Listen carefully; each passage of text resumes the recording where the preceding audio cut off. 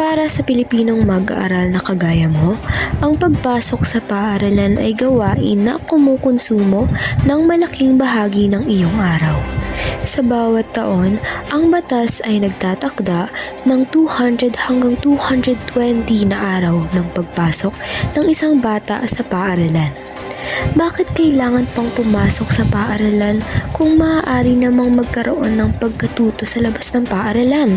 Ang edukasyon na isang panlipunang institusyon kung saan ang mga mamamayan ay itinuturuan ng mga bagay na kakailanganin upang maging mabuti at matagumpay na mga miyembro ng lipunan. Nakapaloob sa institusyon ng edukasyon ang responsibilidad na ituro at pagyamanin sa bawat isa ang mga kaalaman at kakayahan patungkol sa dalawang bagay. Panguna ay paano mamuhay sa kasalukuyan. Pumapasok dito ang mabuting kaasalan at mga gawaing pansibiko at pangkultura. At pangalawa, paano mamuhay sa hinaharap bilang isang profesional o di kaya ay entrepreneur. Batay sa dalawang nabanggit na responsibilidad ng edukasyon, dalawang klase rin ang edukasyon na mayroon sa lipunan. Ito ay informal na edukasyon at formal na edukasyon. Informal na edukasyon. Ang informal na edukasyon ay ang pagkatuto tungkol sa kultura sa pamamagitan ng araw-araw na pakikipamuhay kasama ang ibang tao sa komunidad.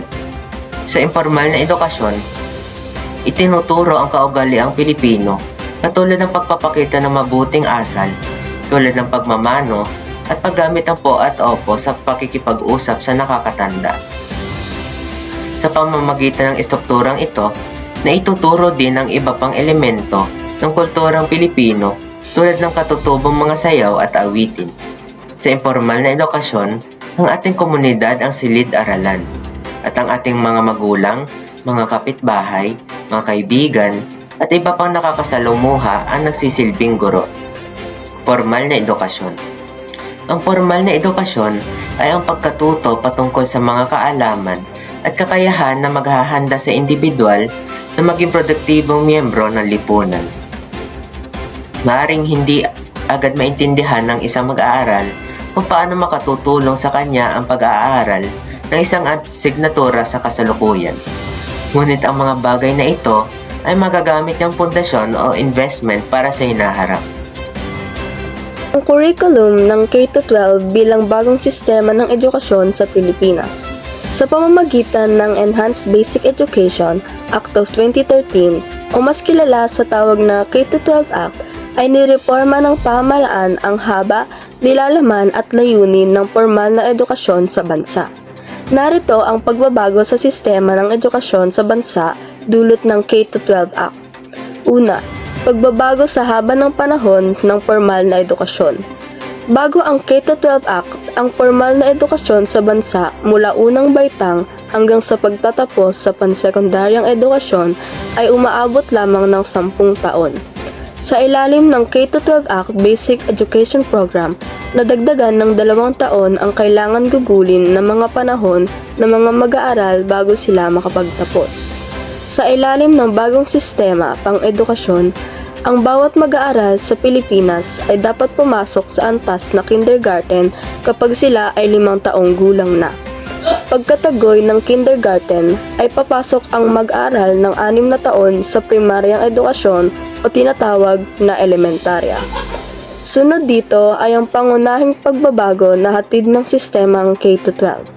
Ang pagkakaroon ng 2 klase ng pansekundaryang edukasyon o high school. Ito ay ang junior high school at ang senior high school.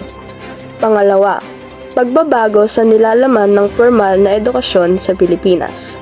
Bukod sa mga nakasanayang paksa na kasama sa formal na edukasyon katulad ng agham at matematika, nakapaloob din sa K-12 ang pagbibigay kaalaman at kakayahan patungkol sa mga bagay na lubos na mahalaga sa pang-araw-araw na pamumuhay ng mga modernong Pilipino katulad ng Disaster Risk Reduction o DRR, Climate Change Adaption, at Information and Communication Technology o ICT.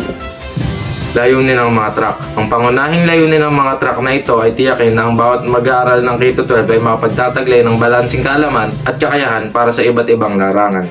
Pagkatapos ng junior high school, maaaring pumili ang mga mag-aaral sa isa sa 4 na track batay sa kanilang mga interes at layunin sa buhay. Mga detalye ng bawat track. Unang-una ang academic track. Ang track na ito ay dinisenyo para sa mga gustong magpatuloy ng pag-aaral sa kolehiyo. Nagbibigay ito ng pundasyon para sa kursong nais pasukan ng mga mag-aaral sa kolehiyo habang sila ay nasa pansekundaryong edukasyon pa lamang. Sa ilalim nito, may 3 strand na mapagpipilian. Unang-una ang ABM, para sa larangan ng negosyo, pananalapi at accounting. Pangalawa ang HUMS, para sa komunikasyon, batas, psikolohiya at mga larangang may kinalaman sa lipunan. Pangatlo ang STEM, para sa medisina, inhenyeriya, teknolohiya at pananaliksik. Ang pangalawang track ay Technical Vocational Livelihood Track o TVL track. Ito ay nakadisenyo para sa mga mag-aaral na nais maghanap ng trabaho agad pagkatapos ng K-12. Layunin nitong bigyan sila ng formal na pagsasanay sa iba't ibang gawain na hinihingi ng industriya upang mayroon silang pag-asang makahanap ng trabaho pagkatapos ng pag-aaral. Pangatlo ang sports track. Ang track na ito ay para sa mga mag-aaral na nais magsimula ng karera sa larangan ng sports. Dito, nililinang ang kanilang mga kakayahang pangatleta at inihahanda sila para sa mga tungkulin tulad ng profesional na atleta, coach o tagapamahala ng mga kaganapan sa sports. Pangapat ay ang Arts and Design track. Idinisenyo ito upang pagyamanin ang pagkamalikhain ng mga mag-aaral. Tinutulungan sila nitong makapagkarera sa larangan ng media, visual arts, panitikan, sayaw, musika o teatro. Sa kabuuan, ang 4 na track sa senior high school ay nagbibigay daan sa mga mag-aaral na pumili ng landas na umayon sa kanilang mga pangarap at kakayahan. Mula sa pag-aaral sa kolehiyo, pagtatrabaho agad, hanggang sa karera sa sports at sining. At universidad, matandaan ng mapamamagitan ng K-12. Naniniwala ang pamahalaan ng makakahanap ng magandang kanahanap buhay ang mga nag-isa pagtapos na mag-aaral ng senior high school. Para sa mga nais pang bumalik muli sa paaralan, ang sunod-sunod na hakbang ay pagpasok sa pangkolehiyong antas ng pag-aaral. Ang kolehiyong antas sa pag-aaral maaaring kunin ng mga mag-aaral na kapag tapos ng magpasekundaryang edukasyon. Sa antas nito, binibigyan ang mag-aaral ng pagkakataon ng mamimili ng kurso na tatahakin. Ang mga kurso ay iba't ibang mga programa na maaari pagpilian ng mag-aaral. Ang bawat kurso na nakadisenyo na ihada ay kaalaman kakayahan ng mga nagkisagtapos dito na maging professional. Halimbawa ang BS Engineering at BA Journalism. Mas maraming signature may kaugnayan sa matematika at aghayin. Ang pagdaladaan ng mga pag-aaral na naunang kurso, samantala mas maraming asignatural naman na may kinakalaman sa aghang palipunan ang huli. Mahalaga ring malaman na mayroong mga profesional na magkakailangan ng karagdagan formal na edukasyon. Matapos ang kolehiyo, halimbawa na rito ay pagiging doktor ng medisina at pagiging abogado. Bago makapasok sa kursong medisina upang maging doktor, kinakailangan muna ng isang mag-aaral na magkakapagtapos ng isang kurso sa kolehiyo bilang kanyang pre-med na kurso. Habang nagmabalag nakapasok sa kursong Juris Doctor o Bachelor of Law, kinakailangan ding makakatapos muna ng kurso. Pre-law ng kurso. Sa isa yung pagpapasok kursong pre-med o pre-law. Ang mga nakisito ito bago makapasok ng medisina o abogasyon ay itinatalga ng batas dahil sa pananaw na kailangan ng iba ay yung paghandaan ang mga naisumasalain sa mga kursong ito.